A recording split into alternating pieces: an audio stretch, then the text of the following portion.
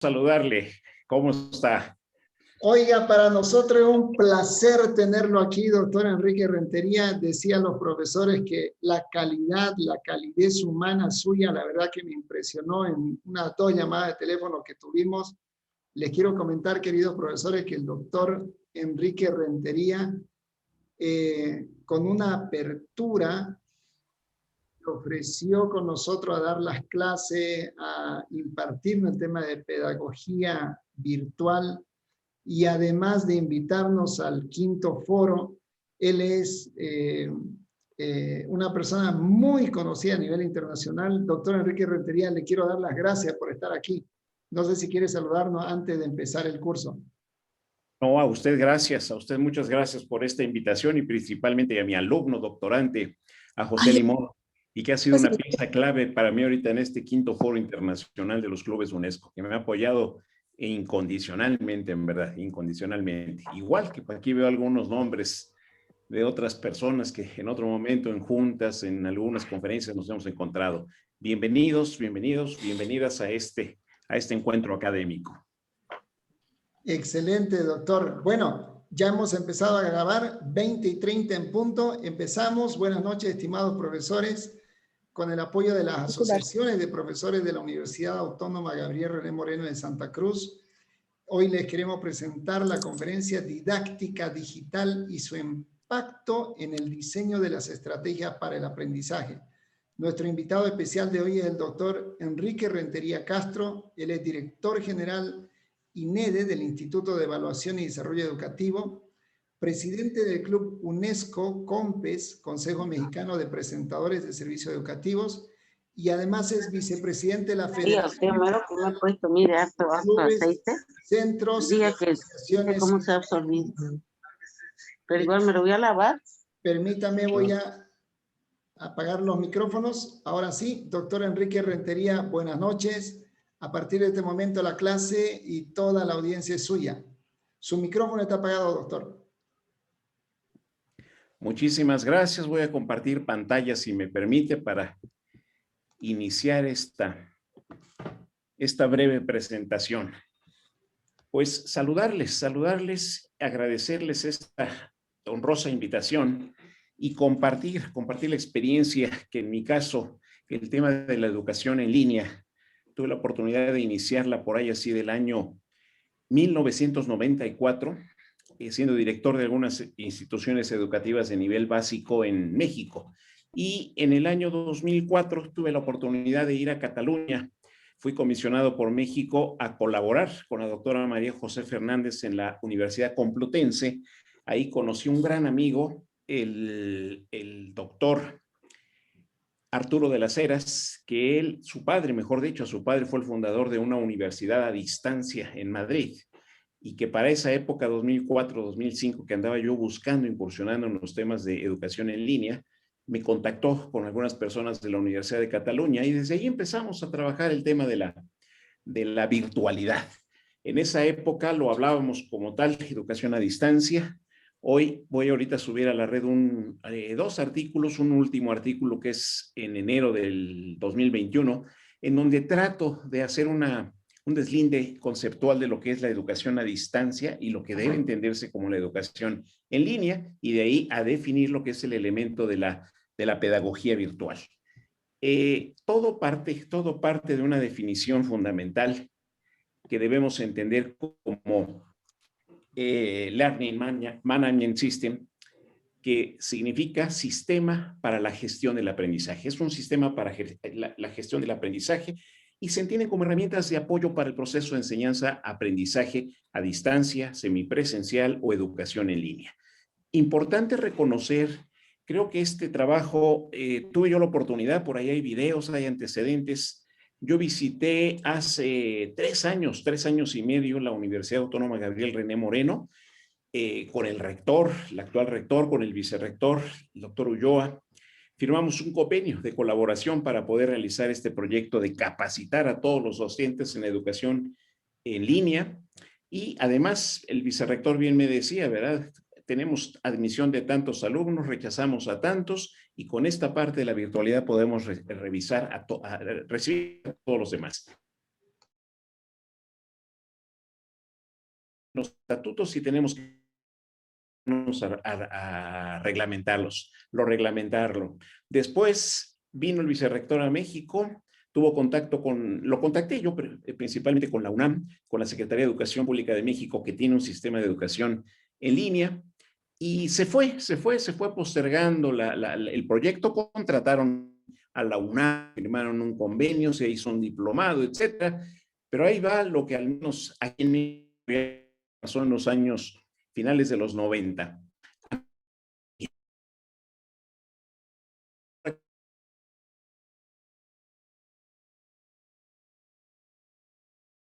El WhatsApp, todo ello, a eso le llaman una educación en línea, y pues hay una desviación. En el artículo que escribo, ahí hay más. No es. La plataforma utilizará tecnologías que indudablemente tienen que, vamos a entenderlo como reproducir recursos didácticos, herramientas. Yo siempre comento, cuando hablo con los académicos que están en esta parte, lo que se habla de tanto crear, almacenar, distribuir, gestionar, todas las actividades educativas virtuales, debemos entenderlo que el trabajo de una capacitación, de una formación, requiere de interacción. Si no hay interacción, no hay aprendizaje. Y este es un elemento que incluso en la parte presencial debe ser totalmente necesario.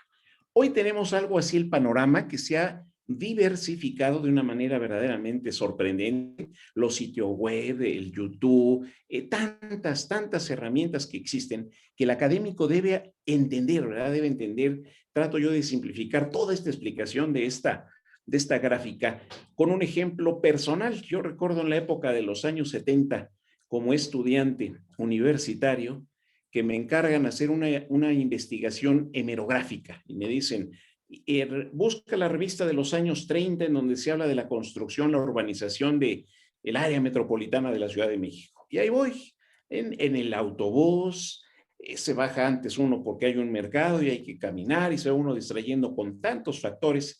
Y finalmente, cuando llego yo a la hemeroteca, hay que hacer fila, llenar la boleta, sentarse en un espacio y aquel el administrativo de que hay que buscar el material. Recuerdo que llega después de más de media hora y me avienta sobre el escritorio. No hay nada de los 30, aquí está de los 40, a ver si te sirve. Pues empiezo a revisar, dije, si me levanto yo y me salgo van a decir, este se espantó de la lectura o del material, o no sé qué me hizo pensar esa parte como adolescente.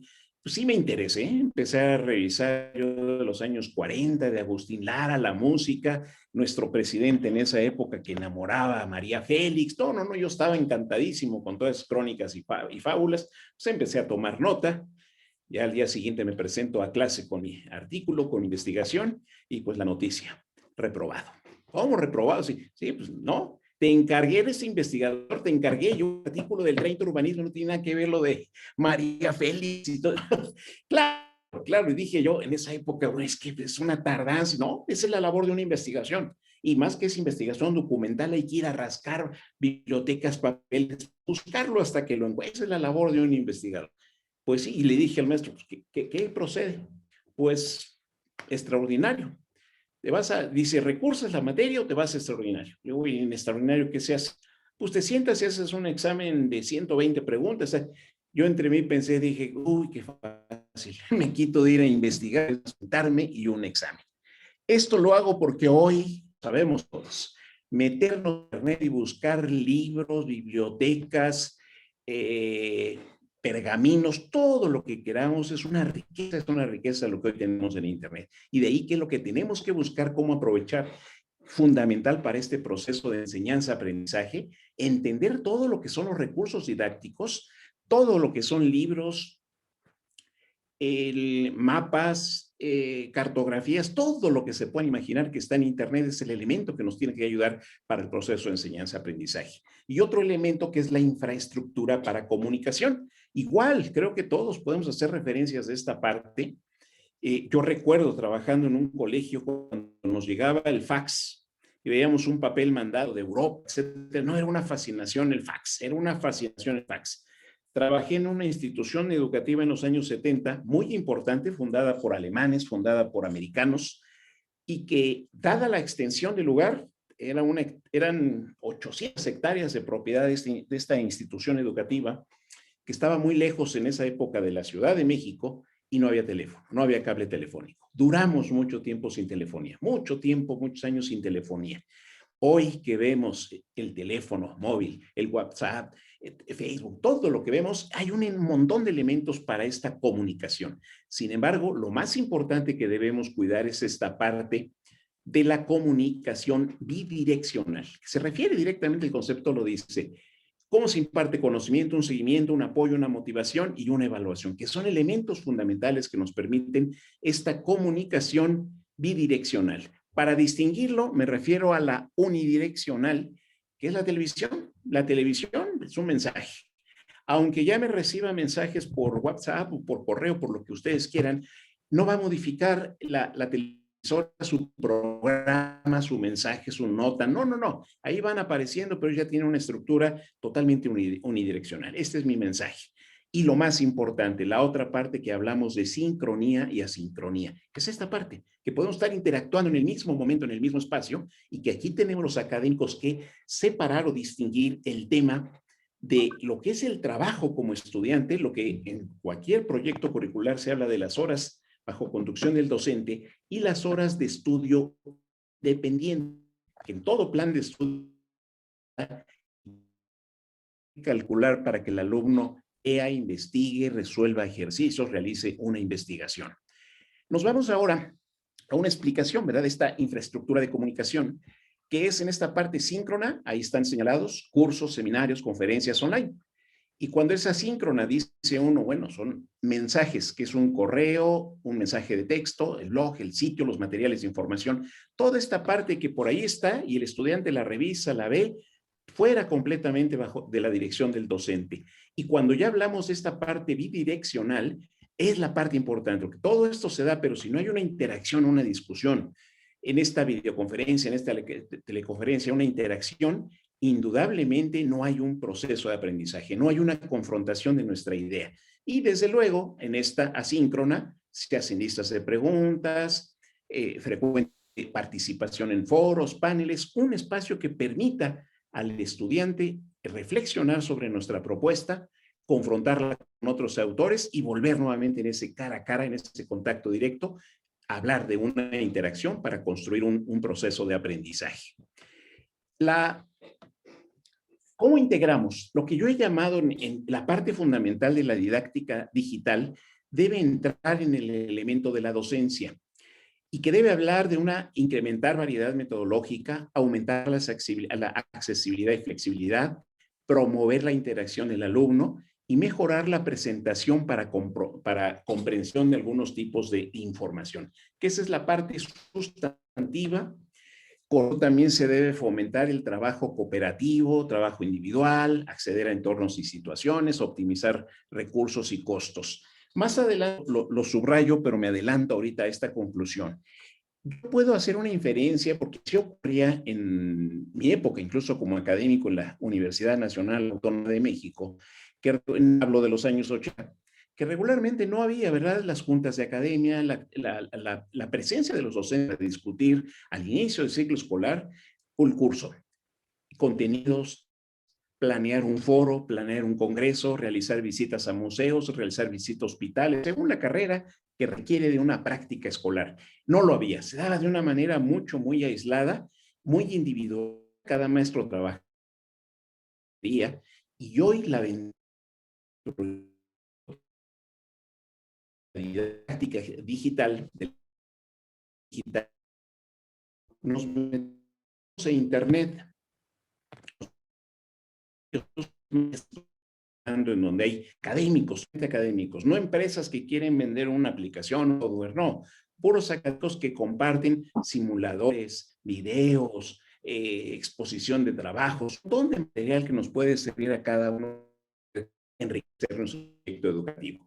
Es entre los académicos, entre los docentes. Perdón, que hago un alto y por favor, en cualquier momento que haya pregunta, duda, una discrepancia, adelante, por favor, levantan la mano y podemos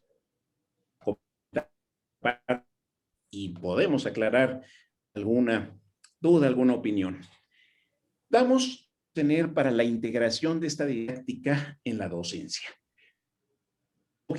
en muchas de nuestras universidades de América Latina, no están aisladas.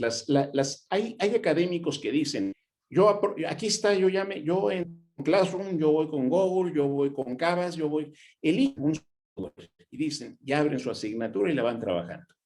Y la facultad, la escuela o la universidad en conjunto va por otro lado. En su página web, aunque diga cosas tecnológicas digitales, sí, pero no hay nada de parte de la universidad para que ahí se vayan disgregando cada una de las academias, cada una de las facultades. Y la otra, las mismas de comunicación, el correo no funciona de manera adecuada, la asignación de las aulas virtuales para cada docente dada por la institución, lo que el sitio web propio, ¿verdad?, de este material para los docentes y distribuirlos como cursos, seminarios, todo, porque llega a ver, yo lo veo en el caso de las carreras de contaduría, derecho, administración, economía, muchas de estas carreras hay tronco común, todos tienen que entrar por matemática financiera, todos tienen que entrar por de derecho civil, penal, etcétera, etcétera, y cada uno está con su material, pues una dispersión de esfuerzos, y aquí es donde deben integrar precisamente en este sitio web de la institución toda esta articulación bajo. De ahí nos vamos a la inclusión de actividades interactivas, que esa es la parte fuerte, ejercicios, simulaciones, y posteriormente ya el desarrollo de entornos educativos interactivos e integrados. Si el alumno no participa, si el alumno no interactúa, no hay aprendizaje. Es algo muy lamentable. El maestro José Limón me da razón ahorita en esta parte, que interactúa con nosotros intensamente en 2 días, en donde ha tenido la oportunidad de escuchar a especialistas de otras universidades, de otros países y de otros niveles educativos, que regularmente hay una queja frecuente hoy dada por muchos académicos de educación superior, que el sistema estamos meramente para subirme a la máquina con la mano horario. El alumno no sé qué ocurre con el alumno. Aquí falta este elemento que generar forzosamente los académicos, esta parte que es fuerte de la interacción. Ahora, aquí nos vamos a tratar de definir, ¿verdad?, el proceso gradual. ¿Cómo gradualmente vamos a realizar esto? No lo podemos cambiar de un día para otro, debemos realizarlo de manera paulatina. Y aquí me adelanto un poco ahora porque la gente podrá decir, bueno, si en un mes, en un año, hoy sí termina la pandemia y regresamos todo a lo presencial, todo esto, dice, ya no sirvió, se invirtió mucho dinero y no va a servir de nada. Doy toda la certeza en el caso de educación básica, educación preescolar, educación primaria, secundaria, pero ya en el caso de educación superior, pregrado y posgrado, va a ser fundamental. Tenemos que hablar ya de un sistema híbrido. Aquí en México, la reglamentación ya desde el 2010 hablaba de modalidad mixta, semipresencial. Hay algunas partes presenciales y otras que sean, ellos lo llaman y lo tienen ahí argumentado a distancia, esa distancia. Y más que a distancia, aquí tendríamos ya que hablar de ese elemento sincrónico, ¿verdad?, de la virtualidad. Y de ahí, la modalidad didáctica a contemplar esta parte, tenemos que ver duración, complejidad, naturaleza de la asignatura, número de organizativos. Algo que hemos descuidado, y aquí hago una autocrítica sana, es una crítica propositiva. Habemos académicos a nivel universitario que no distinguimos de diríamos, la propuesta curricular. Un plan de estudios habla de un taller, habla de un curso monográfico, habla de un seminario, habla de un laboratorio. Todo este nombre a cada una de las asignaturas tiene una modalidad didáctica. No es lo mismo un curso monográfico que un laboratorio o que un seminario en el caso de las áreas de disciplinas sociales. Cada uno de estos modelos tiene una función distinta, incluso desde alumnos, desde el horario que se da, lo más inmediato. Algunas asignaturas que hablan en los posgrados o en los mismos pregrado a nivel ya superior, A la hora que a alguien le asignan una carga como investigador y a los alumnos realiza un proyecto de investigación como tal y le dan 4 horas a la semana a esa carga de la asignatura, no le dicen 1 hora el lunes, 1 hora el martes y 2 horas el jueves. No, trata el académico, el administrador de decir 4 horas continuas. ¿Por qué? Porque tiene que ir a campo, tiene que revisar y buscar cómo se optimizan esas 4 horas de reunión con todo colectiva, con todo el académico para lograr esa parte. Debemos tomar en cuenta las características del docente, sus habilidades, motivación, el apoyo pedagógico, técnico, tiempo, recursos, toda esta característica. Y también el estudiante, que es, diríamos, la manera de conocer, distinguir nuestros actores en este proceso educativo. Hago un paréntesis para definir esa diríamos, característica. Yo siempre he mencionado desde hace mucho tiempo esta clasificación de los usuarios para el Internet, los sistemas de cómputo. Hay dos clases, dos públicos, el AC y el DC. No hablo de antes de Cristo ni después de Cristo. Hablo antes de la computadora y después de la computadora. Cada uno de nosotros tenemos indudablemente una perspectiva muy distinta de poder manejar una máquina, poderlo manejar. Díganme si no, muchos contemporáneos a mi edad, aquí veo gente muy joven, pero muchos de los contemporáneos a mi edad a la hora de ver un instrumento le duda uno si le pica, le mueve, le hace o qué dice, ¿qué tal si ahorita le borro todo lo que ya llevo de 3, 4 horas de trabajo? Y esa duda, esa inseguridad pues, genera retraso en el trabajo, en productividad, muchos elementos. Y el caso de los niños, veámoslo, tengo la fortuna de tener una pequeñita en casa, una nieta de 2 años, y me asombra cómo agarra la tablet y cómo le ve y le enciende y le pone y le ve. Ya, verdaderamente interactivos los niños para operar todos estos instrumentos, esos materiales, que ahí es donde debemos tener mucha paciencia con los académicos adultos para irlos poco a poco induciendo al uso de este material y de esta tecnología. Vamos a ver un tema importante que se nos presenta, ¿verdad? Algunos temas, menciono algunos como dificultades. Uno de ellos es la de elegir los recursos adecuados. La parte de este elemento, tenemos que buscar que el material que elegimos sea oportuno, sea adecuado, sea efectivo, y tenemos que buscar que sea de una manera gradual y una manera guiada.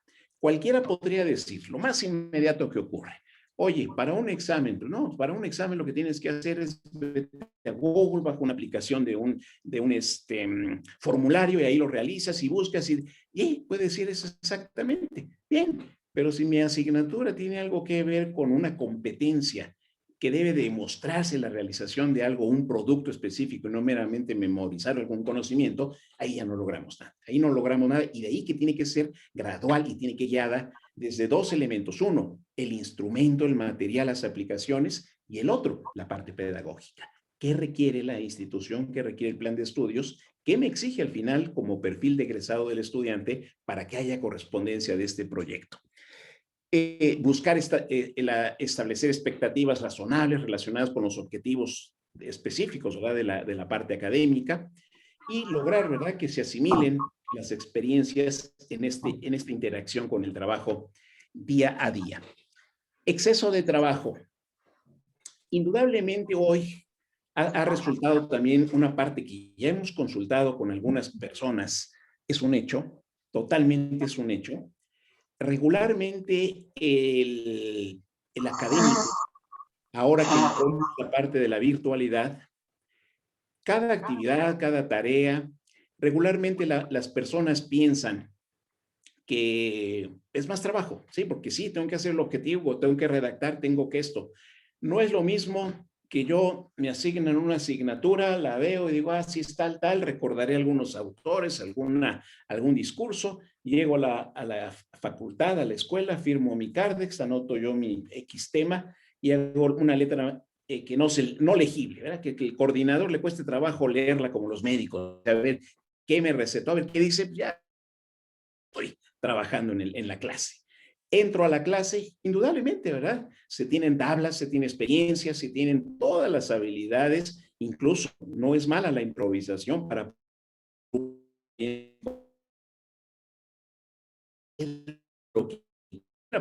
practicar,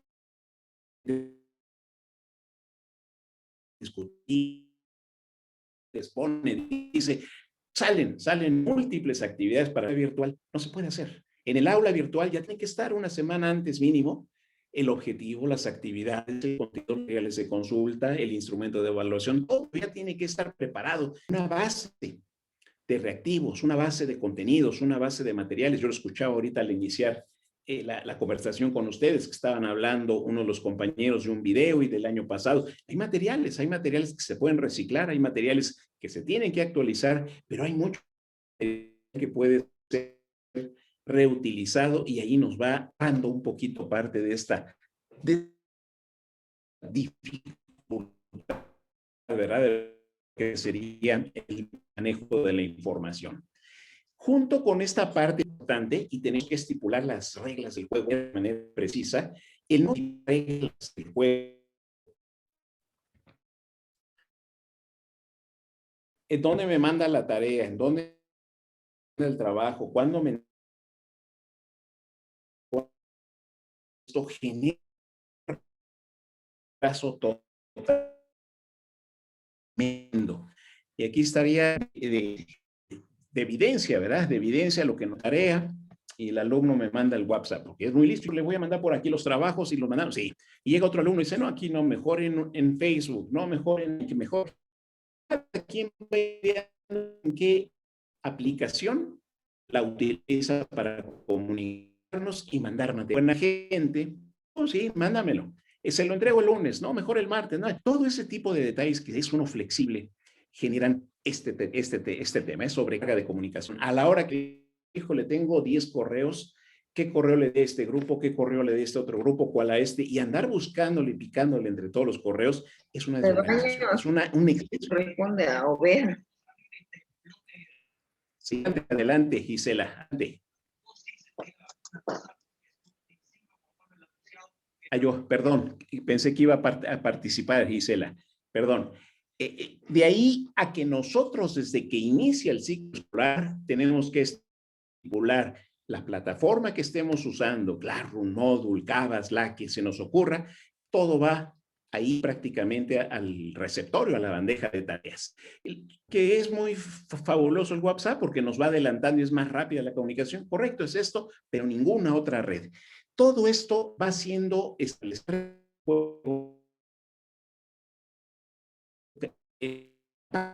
los mecanismos de comunicación entre las aplicaciones, las app, tenemos que usarlas a nuestro beneficio, nosotros reglamentarlas y no ellas a nosotros. Y desde ahí empieza ya a tener una adecuada organización parte de este proyecto.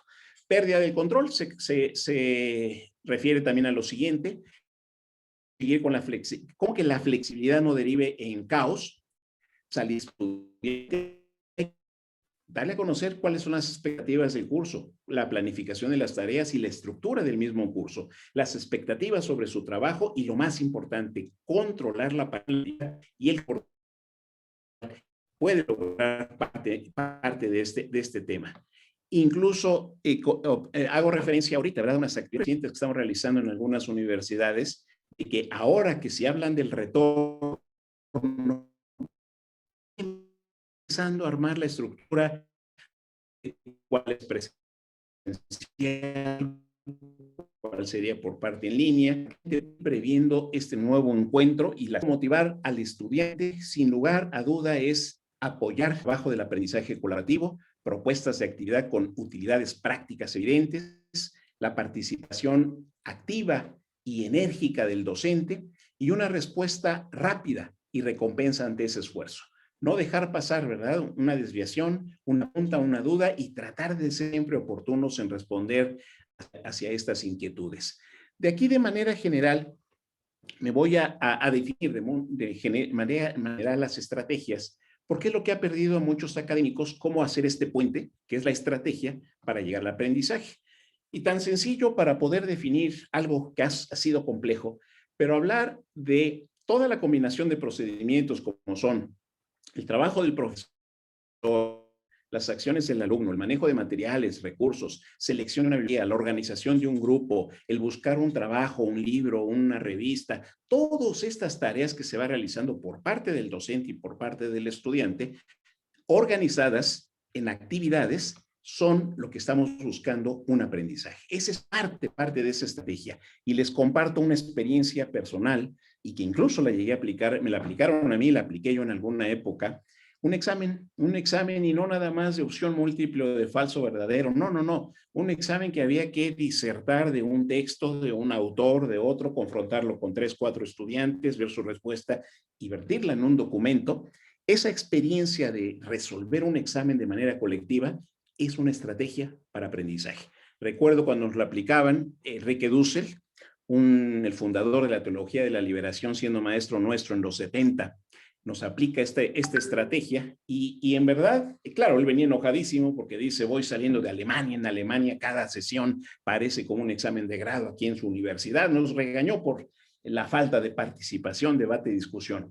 Cuando terminamos eso, todos dijimos en conjunto, así deberían ser todas las clases, como si fuera un examen, una confrontación de ideas, de autores, de frases, una investigación en este espacio colectivo que es el aula.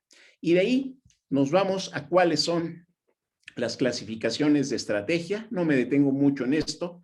Estas son ya generales: motivación, conocimientos previos, desarrollo, esfuerzo, activar conocimientos previos, que esto debe ser considerado hoy en este tema de la educación a distancia, la educación en línea, preinstrucción, coinstruccional, postinstrucciones, interpretación de análisis, comprensión, comunicación,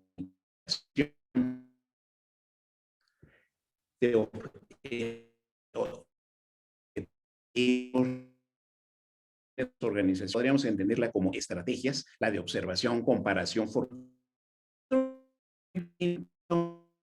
estrategias, el citado, qué actividades, qué movilización del estudiante a la hora de realizar nuestros instrumentos de evaluación va a ser más sencillo, para poder ver estructura textual, el análisis, dramatización, discusión, análisis, todo ello es un hilo prácticamente para poder. Aquí les sugiero más que la taxonomía de Bloom o de X autor, Marzano, por ejemplo, es otro que utilizamos mucho en las universidades, irnos un poco hacia esta nueva concepción de la competencia, ir buscando estas estrategias y de ahí llegamos más fácil a ese proceso de la evaluación, que es, tengo la estrategia, tengo mi actividad, tengo mi técnica, desarrollo, destrezas, habilidades, aprendizaje, competencias, todo esto es un conjunto y el procedimiento fundamental es ejecutarlo, implementarlo, llevarlo a cabo y realizar la evaluación continua, permanente de ese proceso que estoy echando yo a andar. Ya con esto aquí me voy yo a una estructura. Esta parte que definía yo es la parte, vamos a llamarle teórica, conceptual. Esta es la parte, vamos a llamarle, que es susceptible, ¿verdad?, de críticas, comentarios. Créanme que esta para mí fue en los años 90 una aproximación a este proceso. Hoy me da gusto cuando visito universidades o sitios universidades, con lo que hemos logrado nosotros, la reflexión de ir buscando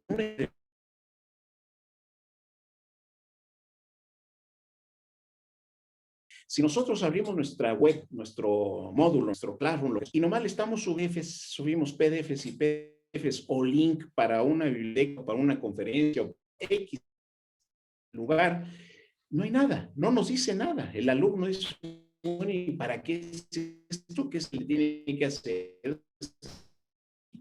Ahí está, no lo toco, ahí lo dejo. Tiene que haber el nombre de la asignatura general, fundamentalmente todos los elementos que sí se pueden hacer en una etiqueta o se pueden hacer cada uno en un documento. Recomendamos siempre hacerlo en PDF para que no lo pueda modificar y luego hay error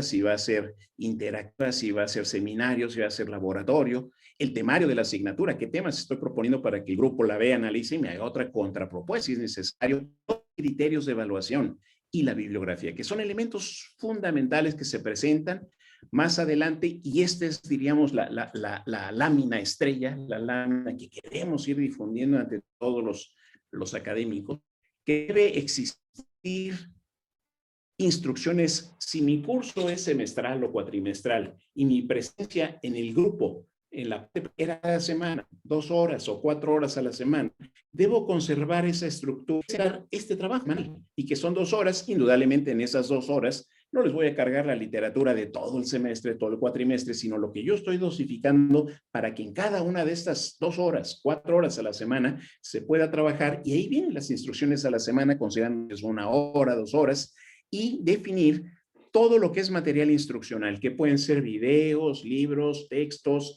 museos, todo lo que permita que el estudiante está, vuelvo a repetir porque usamos el nombre de material instruccional, el material que le sirve de análisis para llegar a ese contenido. Y lo más importante, actividades de aprendizaje. Cada actividad va en correspondencia al material, revísalo, analízalo, consúltalo, subráyalo, discútelo con el compañero, busca otro que se parezca, lo que se ocurra a cada uno de ustedes y sobre todo esta parte que sería evaluación.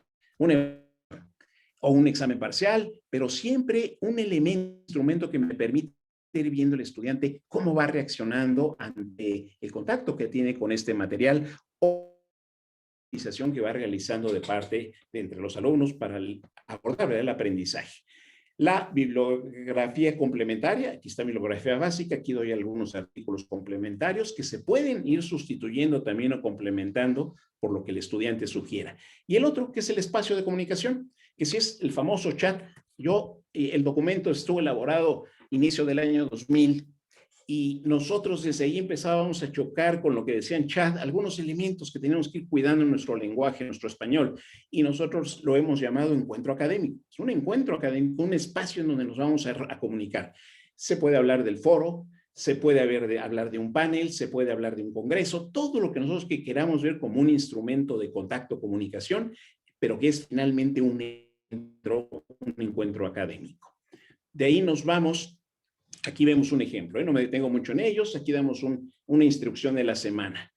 A su primera semana de trabajo hay mucho material que leer dentro de las actividades. Todo esto, si al alumno le vamos dando lo que nosotros pensamos, cuando recuerdo, insisto en lo presencial, cuando vamos caminando del CARDEX hacia el salón de clase en la parte presencial y pensamos, entro con este, realizo el ejercicio, es reflejada en nuestra aula virtual, porque el alumno es el momento en el cual lo va a percibir.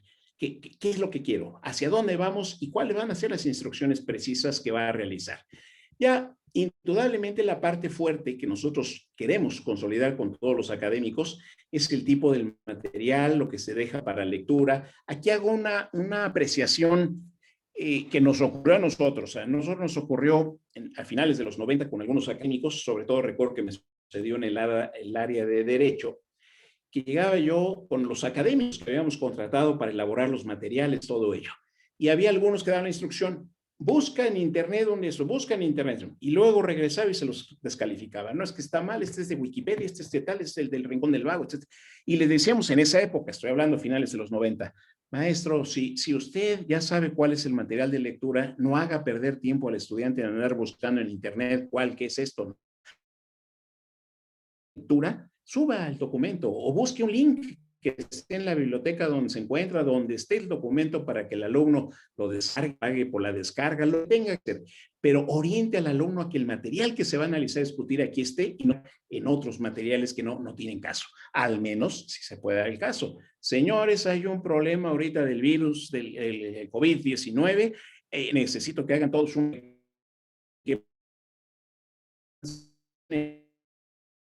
meterse a buscarle a ver qué nos llega. Ahí sí no hay lugar, estamos haciendo una investigación a un objeto de estudio y se vale. Pero mientras haya ese tipo de retos para su revisión, para su análisis. Las actividades de aprendizaje, vuelvo a lo mismo, aquí vemos tanto evaluar, tanto la actividad, como lo que estoy diseñando de estrategia, del mapa conceptual, el ensayo, el cuadro sinóptico. Aquí hay un montón de ideas para que podamos enriquecer ese contacto del estudiante con el objeto de estudio y sobre todo también el aprendizaje colaborativo.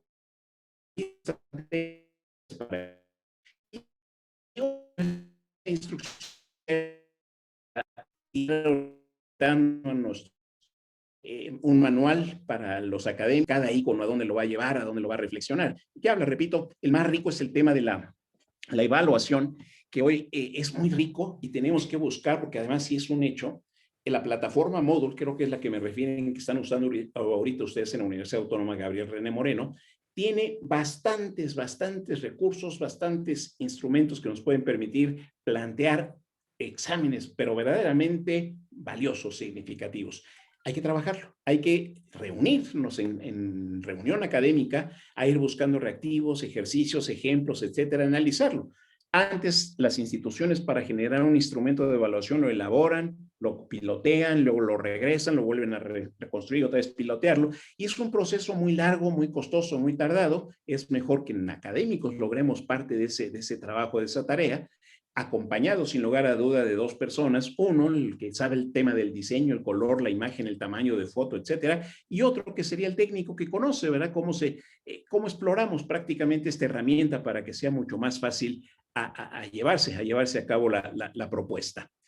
Estas se manejan, repito, ¿verdad? Son instrucciones para cómo el aula como tal, trabajarla. Actividades de aprendizaje.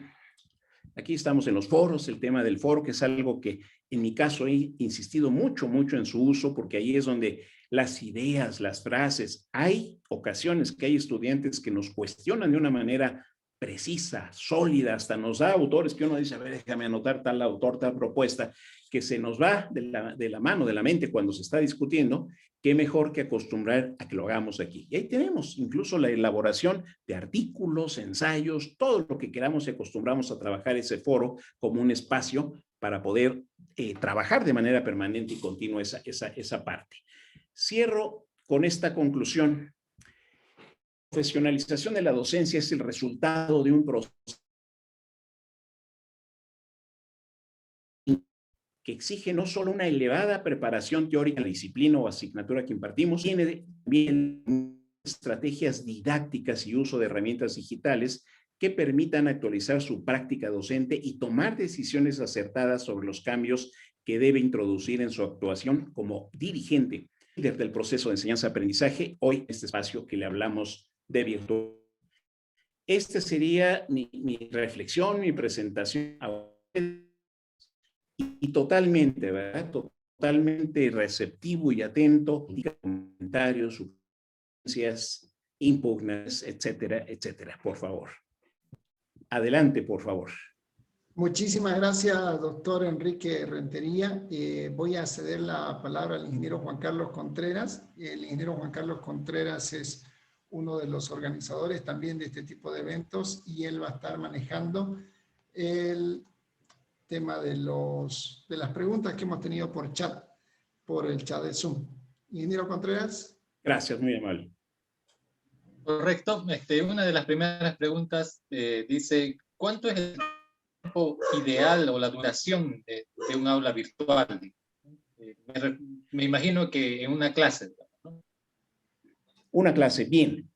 Pregunta muy adecuada. El aula virtual debe durar, vamos a decirlo así, en cuanto al material, lo que se tiene subido en el aula virtual, el número total de horas que tenemos asignadas. Recordemos que toda universidad de los años 70, incluso Polonia en el año 2010, migraron hacia el tema del trabajo por créditos. Cada asignatura, los especialistas dicen, esta asignatura debe tener, por dar un número, 50 horas presenciales, presenciales, y aproximadamente 200 o 180 horas de trabajo independiente del estudiante. Y de ahí es donde viene esta carga. Hoy ha cambiado. Hoy al hablar de la virtualidad, debemos buscar que esas 50 horas que estamos hablando de trabajo bajo dirección del académico pueden respetarse. Es como cuando estamos de manera presencial con el alumno. Si estamos hablando de una carga horaria de 2 horas a la semana o 4 horas a la semana, es el tiempo que debemos durar en ese trabajo, vamos a llamarle, de comunicación síncrona. Si yo me excedo en que sean 20, 40 horas de esa interacción, cuidado, estamos cayendo en un error porque va a haber, cada académico tiene igual su carga horaria de 2 horas a la semana, 4 horas a la semana, y estamos sobrecargando al estudiante de trabajo, de presencia directamente en la computadora. Muy distinto, ahí ya tengo yo, ¿verdad? Bueno, un seminario, un laboratorio, me exige 4 horas, que es la carga más alta que se da a la semana de una asignatura, Y esta carga de 4 horas conlleva, ¿verdad? Una investigación, un trabajo independiente de aproximadamente 280 horas. Ahí es donde uno va dosificando que esa carga de 4 horas a la semana sí se respeta la interacción, el trabajo, revisa, analizamos, comentamos, etcétera, y tendrá el estudiante durante la semana estas 200 horas, 240 horas. No las voy a soltar en una semana, en 15 días o a finalizar el curso, no, las voy distribuyendo para poder hacerlo de manera, vamos a llamarle así, organizada cada uno de los días de la semana, para que el alumno pueda realizar la revisión de ese material, la aproximación hacia ese objeto de estudio. Eso es lo que debemos llevar. Sí, aquí doy un ejemplo que nos ha ocurrido en muchos países y en muchas instituciones educativas y en cualquier nivel educativo. Es domingo 5 de la tarde y le mandamos un mensaje al alumno tal o al grupo tal. Por favor, revisar tal autor y mañana a las 7 un proyecto fulano y sutano y discutimos tal tema. Estamos incurriendo en un error porque el estudiante dice, bueno, espérame, es domingo y está el maestro interactuando con nosotros, porque ese es vamos a decirlo así, un contacto síncrono con el estudiante, una instrucción, una indicación, y que sale prácticamente fuera del plan. Y ahí va del plan, y ahí va el alumno a que va realizando una carga, una sobrecarga de tarea. Muchos alumnos, hoy, incluso el día de hoy, lo vimos en una queja que dio un estudiante y que hablaba de 24 horas, y es que ahora son 24 horas de trabajo los estudiantes, igual los académicos, al día en la computadora. Es una sobrecarga. No se puede hablar de eso. Y la otra, tenemos que analizar que en cualquier facultad, en cualquier escuela, hay al mismo semestre, al mismo cuatrimestre, 5, 6, 7 asignaturas que habrán que llevarse. Y ahí viene prácticamente ese acuerdo de trabajo. Regreso en esta parte, la parte presencial. Si a mí me encanta la cátedra y tengo mis 2 horas a la semana y yo les digo, nos vemos antes y les digo, nos vemos después, ¿qué ocurre con el alumnado? Profesor, espérese, tengo clase con el otro maestro, tengo otra carga, Esa es la parte presencial, que es lo que tenemos que cuidar en el aula virtual, vamos a llamarle así. Que esto conlleva, repito, todo lo que yo en esa clase voy a dar, esa es la parte que dejo para estudio independiente. Así debe estar señalado en el plan de estudios de cualquier carrera, que es donde debemos dosificar ese tiempo en que el alumno debe realizar parte de ese trabajo. Espero, maestro Juan Carlos Contreras, ingeniero Contreras, si contesté la pregunta o me replantea otra. Sí, justamente es un tema muy interesante, ¿no? Porque pensar que un estudiante dispone de todo el tiempo no es correcto. Largarle un libro entero para que lo lea en una semana no es correcto, digamos, ¿no? Puede ser que uno diga, tiene tiempo, pero no es tan así, no es tan así. Esto nos lleva a otra pregunta. Sí. Pregunta otro colega, ¿cuántas horas de... Bueno, espera un ratito, ya me estaba pasando a otra pregunta. ¿Cuál es la cantidad de alumnos que debería haber en un curso? El ideal, digamos. Sí, perdón, termine su pregunta. Sí, no, eso. Bien, aquí hay un elemento muy importante que hemos tenido en todas las universidades. Se habla regularmente en los cursos monográficos, en donde es meramente, ¿verdad? Vamos a suponer, me voy a un ejemplo más inmediato. Teoría del derecho romano.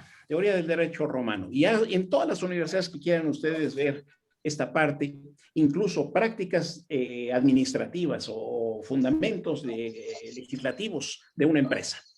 Son cursos monográficos que no requieren mucha interacción del maestro-alumno de grupos pequeños y al ser un curso monográfico, yo he trabajado mucho el tema de historia de la educación, por ejemplo, podemos tener hasta 120, 130 estudiantes porque están revisando un material, analizando un texto, mandan un trabajo y hoy se les da incluso en un formulario el ejercicio y se puede retroalimentar.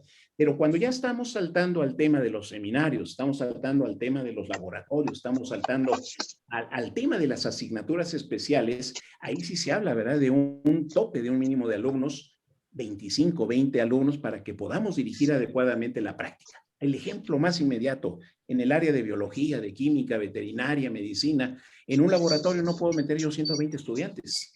Tendría que hacer 4 o 5 grupos para que pueda entrar una carga no mayor a 30 estudiantes para la implementación del matraz, lo que necesitan de equipo de instrumental, que ese es un elemento que debemos indudablemente reglamentar.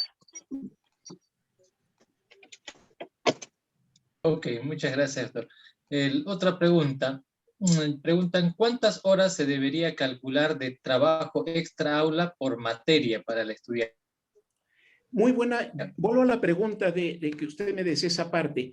En el caso, ¿verdad? Al menos en el caso de España, que lo he revisado en este país, en el caso de Italia, en el caso de México, en el caso de Argentina, y seguro me puedo atrever también en el caso de Bolivia, la universidad a la hora de tener mi plan de estudios, ahí me indica la carga horaria. Ya me indica cuánto es la hora, que le llamaba tiempo atrás la hora frente a grupo, clases frente a grupo, y todo lo que sería estudio, le llaman regularmente el nombre genérico es estudio independiente, y va variando del objetivo que pretende realizar la asignatura, del modelo didáctico, si es un curso monográfico, si es un laboratorio o un seminario, requiere forzosamente una investigación, un taller de investigación requiere más horas que lo que es, diríamos, el tiempo de clase efectiva.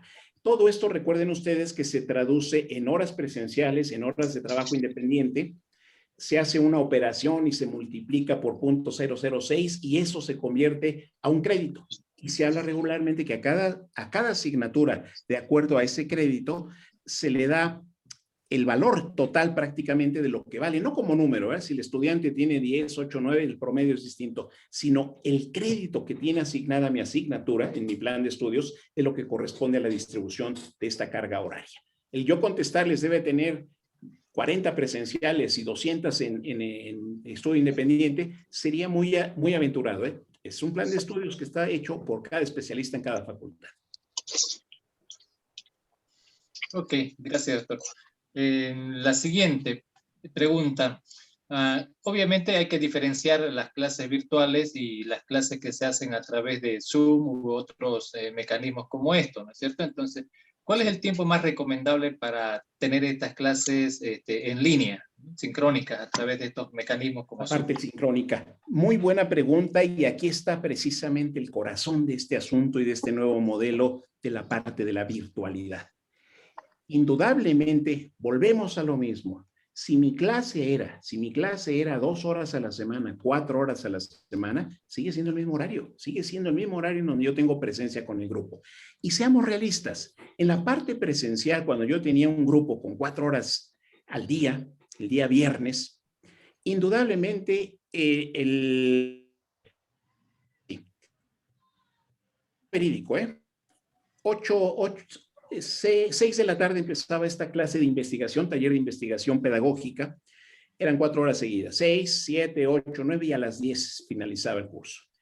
Eran indudablemente 9:30, 9:25, 9:20, y era un acuerdo, un consenso con el grupo de decir, señores, ya estamos cansados, 4 horas seguidas, vámonos. O la otra, ¿verdad? Señores, son 4 horas seguidas, nos vamos hasta las 10, pero en el intermedio, después de 2 horas nos levantamos, 15 minutos le invertimos, ¿verdad? Que salgan, tomen un café, vayan al sanitario, etcétera, etcétera.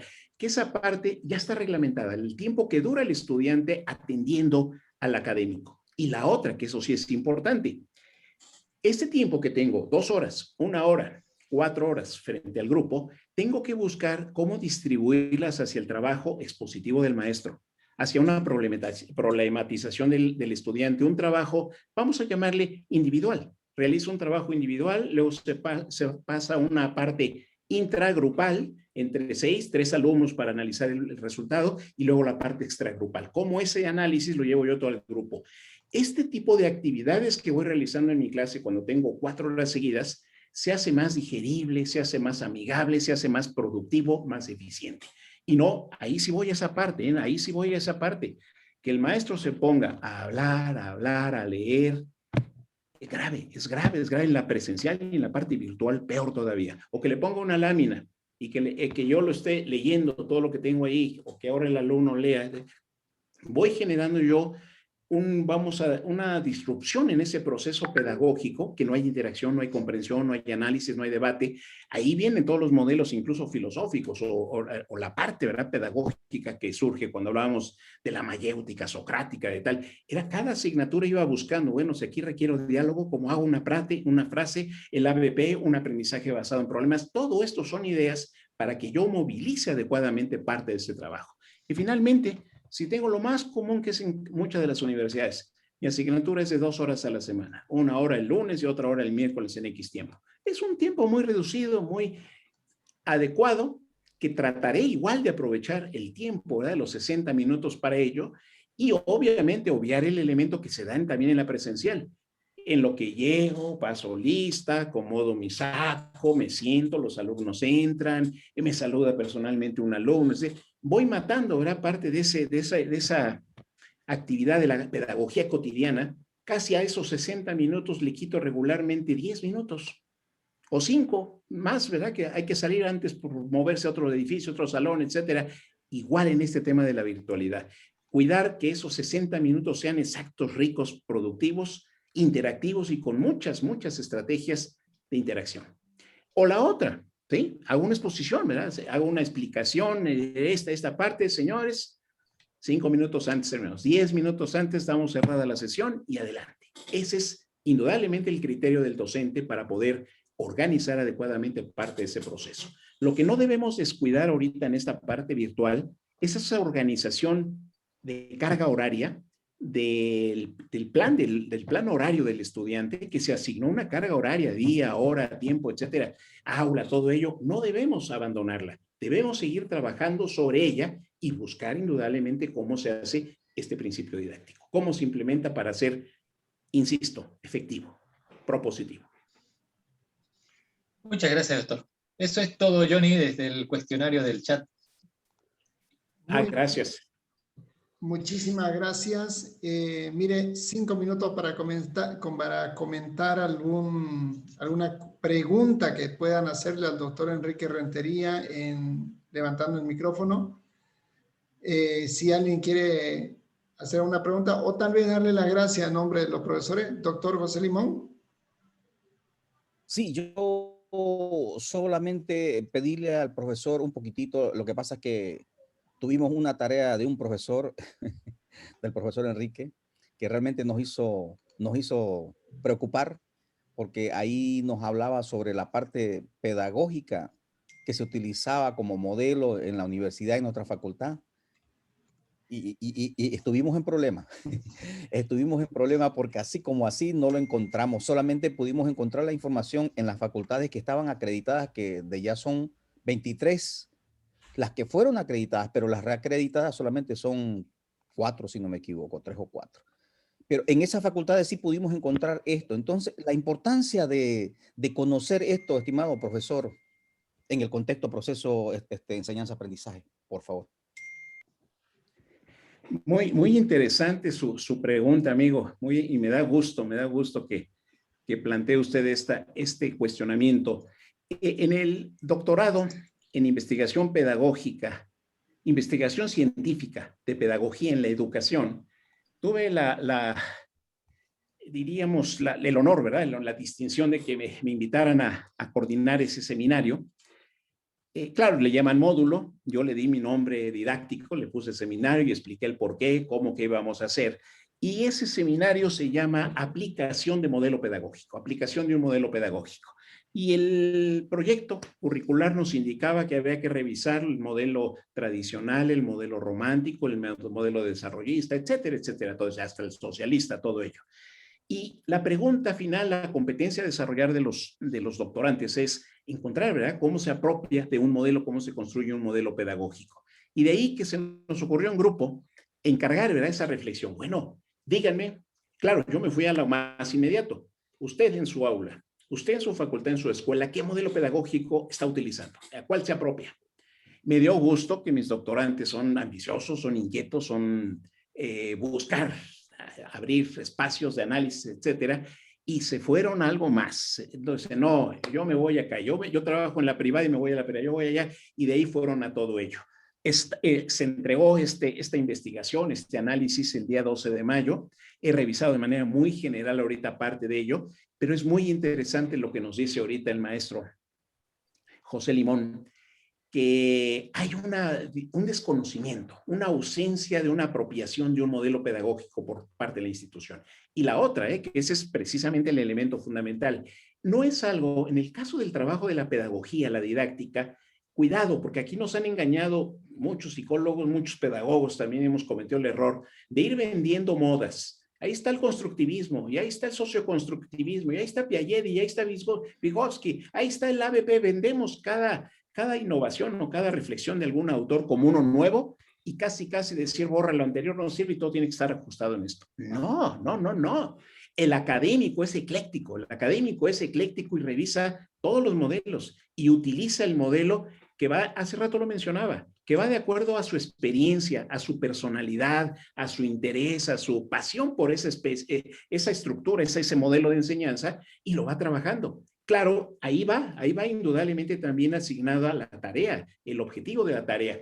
Voy a un ejemplo muy inmediato y creo que lo he platicado yo con mis compañeros, que cuando es muy común entender, yo estudié en México en la Facultad de Filosofía y Letras, la carrera de Pedagogía, y las carreras hermanas eran literatura, eran teatro, eran música, pura parte, vamos a llamarle así, artística, filosofía, es la parte fundamental de esta escuela.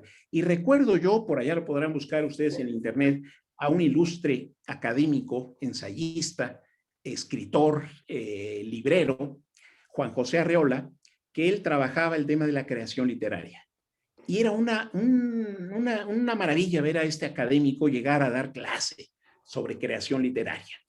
Y eran cátedras. Estos señores, así como él, puedo mencionar a Julio Torrio, un sinnúmero, como cada uno de ustedes tendrá también en su facultad una imagen de este tipo, de esos modelos educativos tradicionales que a estos tipos les escurre un montón de saber y conocimiento.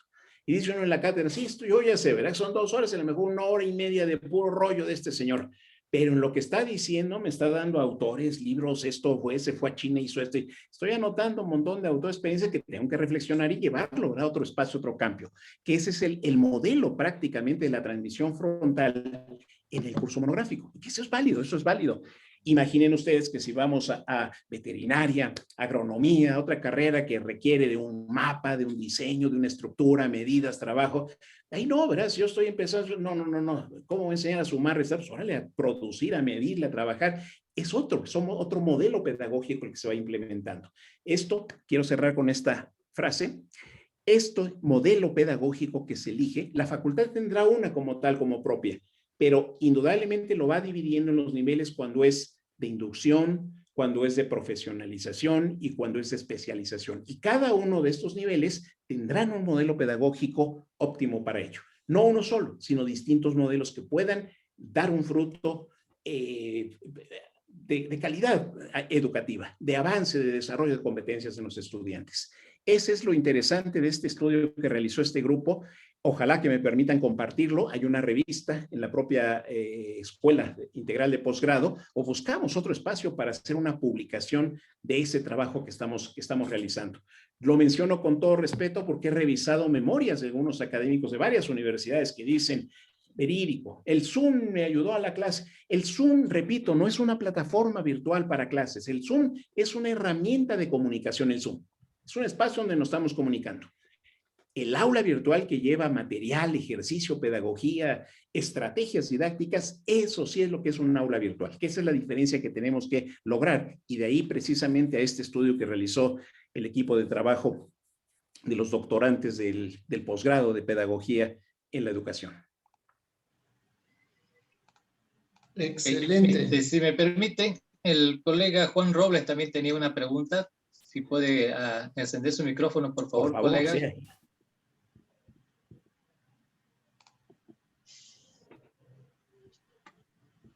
Doctor, buenas noches. Muy buenas noches. Uno de los grandes problemas que normalmente se tiene durante dar la clase es cómo podemos de alguna forma hacer que el alumno sea copartícipe de nosotros. es decir, en pleno desarrollo.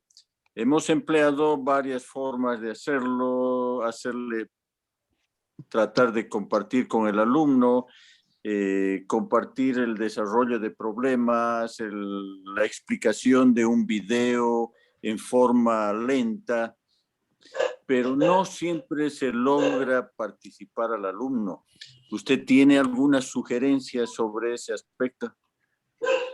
Es una pregunta de orden, vamos a llamarlo psicológico, de orden sociológico, que desafortunadamente hoy se está dando mucho, no solo ahí con ustedes, sino puedo yo asegurar que de toda nuestra América Latina, ha habido una falta de interés de parte del estudiante. Ahí hay dos experiencias muy importantes en nuestra historia.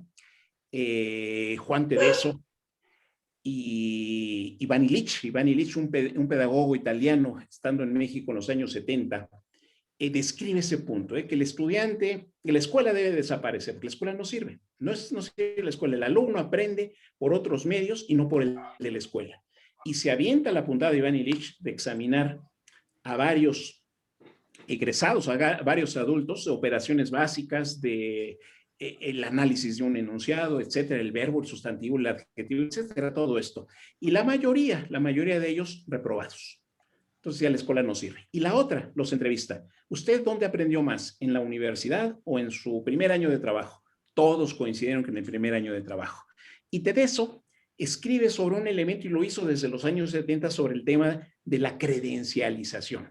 Hoy a la gente con una cédula profesional, con un título, le dan trabajo y hay trabas para poder terminar una carrera, titularse, etcétera. Se ha hecho complejo el sistema para poder ingresar. Incluso yo aquí en México, en la UNAM, cuestionaba al Departamento de Control Escolar cuando les decía, oye, ¿por qué le das, este estudiante vive al sur de la ciudad y el campus está al norte, ¿por qué le das matrícula aquí? Y al revés, ¿verdad? El que vive en el norte le das al sur, el campus del sur. Y le decía, esto es inadecuado, movilidad, esto. Y me decía, mira, nuestra universidad es gratuita, no se les cobra nada, se les cobra más que 20 centavos anuales, por lo tanto tienen que invertir en transporte, o que el que no quiere viajar se viene a rentar un departamento, paga su comida, etcétera, etcétera. Y la otra, saturaban, ¿verdad? Los laboratorios, las clases, oye, mira, los 2 primeros años son el filtro, no tenemos más presupuesto para esto y hay que hacerlo complejo, que si de esos 200 que te entran en una carrera, todo este tipo de factores los vamos quitando, desechando, llegamos al último semestre, a los 2 últimos semestres con materia prima de calidad. Y ahí sí ya se van a egresar con ellos y todavía le ponemos trabas en la tesis de grado, etcétera, etcétera. Ahí lo decía Tedeso de una manera muy, muy certera. Dice, este sistema capitalista está siendo totalmente elitista, o sea, seleccionando alumnos. Y todo este factor que hoy vemos, muchos de nuestros alumnos están desmotivados, no les interesa. Se dan cuenta de este poco valor que tiene el aprendizaje en la escuela y sobre todo que mucho caemos en la parte memorística, repetitivo, etcétera. Háganlo. Yo tuve la oportunidad cuando veía parte de esta actitud apática, indiferente, no participativa de los alumnos, ponía un reto, créeme, y me lo hicieron a mí también, ¿verdad? En un posgrado. A ver, señores, empezamos el ciclo. Aquí, y cuidado, casi pierdo el trabajo por esta estrategia. Señores, ¿quién viene aquí por un número? Por un 8, por un 7. Levantan la mano muchos. Aquí tiene su 8, que le vaya bien, retírese y nos vemos hasta fin de año para firmar el acta. Los 20 que se quedan, señores, o sacan 10 o sacan 0. Esa es la posibilidad. Pero aquí vienen a aprender, ya desde ahí hay un factor que estamos moviendo a la gente a que por qué está ahí, qué quiere, qué busca, y da efecto a que los que salieron regresan. Oye, es que me interesa, que es buscar de manera creativa cómo movemos, cómo hacemos que el estudiante compenetre a ese objeto de aprendizaje. Cómo yo como académico relaciono que lo que tengo en el proyecto curricular le tiene que servir para el campo de trabajo, para la empresa o para el desarrollo personal, que es algo también totalmente real y totalmente válido. Sí requiere, sin lugar a duda, mucha estrategia y la parte importante, dialogarlo.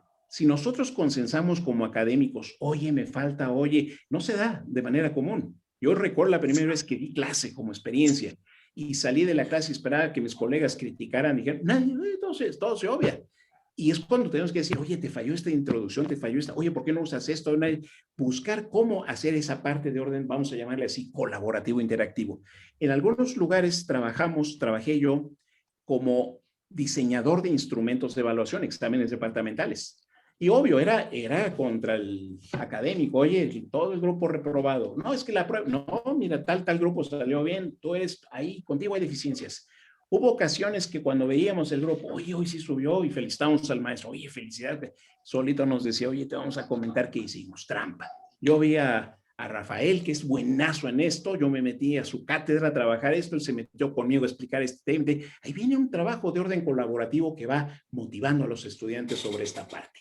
Viene ahí, hay que profundizar, leer muy bien esa técnica del ABP, el aprendizaje basado en problema. A la hora de plantear un problema al estudiante, va reflexionando, buscando, indagando, estamos motivando. Entramos por esa parte de orden motivacional.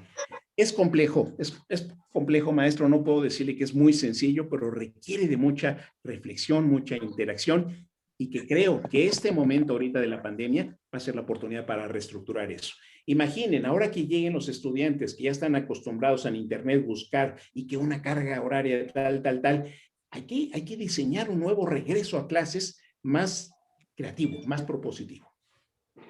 Muchas gracias, doctor. Excelente, buenísimo. Queremos agradecerle al doctor Enrique Rentería por haber estado con nosotros. Doctor, como habíamos conversado, vamos a seguir en contacto para continuar haciendo trabajo de investigación y abrir los clubes de UNESCO aquí en Bolivia. Cuente con nosotros, somos más, en este momento apenas somos 73, pero la mayoría está pasando clases, dicta clase en la noche. Así que quiero agradecerle a nombre de la Universidad Autónoma Gabriel de Moreno, a nombre de todos los profesores por su disposición y por su conferencia, la cual ha sido muy gratificante para nosotros. Le mando un abrazo desde Santa Cruz, Bolivia. Muchísimas gracias, estimado doctor. Gracias, muy amable. Aquí ahorita en el WhatsApp del artículo, ese último artículo,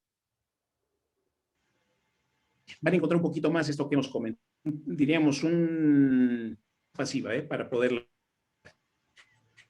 Excelente, muchísimas gracias. Gracias y estoy incondicionalmente a sus órdenes. Un